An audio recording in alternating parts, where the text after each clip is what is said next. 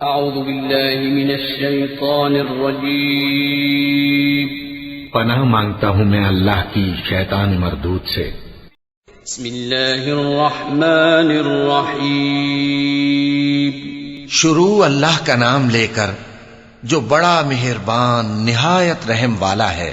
عبس وتولى أن جاءه الأعمى وما يدريك لعله يزكى أو يذكر فتنفعه الذكرى أما من استغنى فأنت له تصدى وما عليك ألا يزكى وأما من جاءك يسعى وهو يخشى فأنت عنه تلهى كلا إنها تذكرة فمن شاء ذكره في صحف مكرمة مرفوعة مطهرة بأيدي سفرة كرام بررة۔ پیغمبر صلی اللہ علیہ وآلہ وسلم نے تیوری چڑھائی اور منہ پھیر لیا کہ ان کے پاس ایک نابینا آیا، اور تم کو کیا خبر شاید وہ پاکیزگی حاصل کرتا یا وہ سمجھ جاتا تو تمہارا سمجھانا اسے فائدہ دیتا۔ اب وہ جو پرواہ نہیں کرتا سو اس کی طرف تو تم توجہ کرتے ہو، حالانکہ اگر وہ نہ سنورے تو تم پر کچھ الزام نہیں۔ اور وہ جو تمہارے پاس دوڑتا ہوا آیا اور وہ اللہ سے ڈرتا بھی ہے تو اس سے تم بے رخی کرتے ہو۔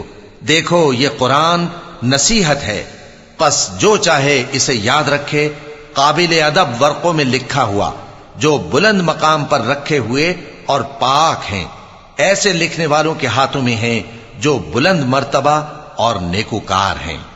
قتل الإنسان ما أكفره من أي شيء خلقه من نطفة خلقه فقدره ثم السبيل يسره ثم أماته فأقبره ثم إذا شاء أنشره كلا لما يقض ما أمره فلينظر الإنسان إلى طعامه أنا صببنا الماء صبا ثم شققنا الأرض شقا فأنبتنا فيها حبا وعنبا وقضبا وزيتونا ونخلا وحدائق غلبا وفاكهة وأبا متاعا لكم ولأنعامكم۔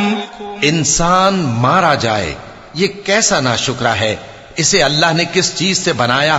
نطفے سے بنایا، پھر اس کا اندازہ مقرر کیا، پھر اس کے لیے رستہ آسان کر دیا، پھر اس کو موت دی سو اسے قبر میں پہنچایا، پھر وہ جب چاہے گا اسے اٹھا کھڑا کرے گا۔ کچھ شک نہیں کہ اللہ نے اسے جو حکم دیا اس نے اس پر عمل نہ کیا۔ تو انسان کو چاہیے کہ اپنے کھانے کی طرف نظر کرے۔ بے شک ہم ہی نے پانی برسایا، پھر ہم ہی نے زمین کو اچھی طرح پھاڑا، پھر ہم ہی نے اس میں اناج اگایا اور انگور اور ترکاری اور زیتون اور کھجوریں اور گھنے گھنے باغ اور میوے اور چارہ، یہ سب کچھ تمہارے اور تمہارے مویشیوں کے لیے بنایا۔ فإذا جاءت الصاخة يوم يفر المرء من أخيه وأمه وأبيه وصاحبته وبنيه لكل امرئ منهم يومئذ شأن يغنيه وجوه يومئذ مسفرة ضاحكة مستبشرة ووجوه يومئذ عليها غبرة ترهقها قترة أولئك هم الكفرة الفجرة۔ تو جب کانوں کو پھاڑنے والی آواز آئے گی اس دن آدمی اپنے بھائی سے دور بھاگے گا اور اپنی ماں اور اپنے باپ سے اور اپنی بیوی اور اپنے بیٹوں سے بھی۔ ہر شخص اس روز ایک فکر میں ہوگا جو اسے سب سے بے نیاز کر دے گی۔ اور کتنے چہرے اس روز چمک رہے ہوں گے، خنداں و شاداں، یہ نیکوکار ہیں۔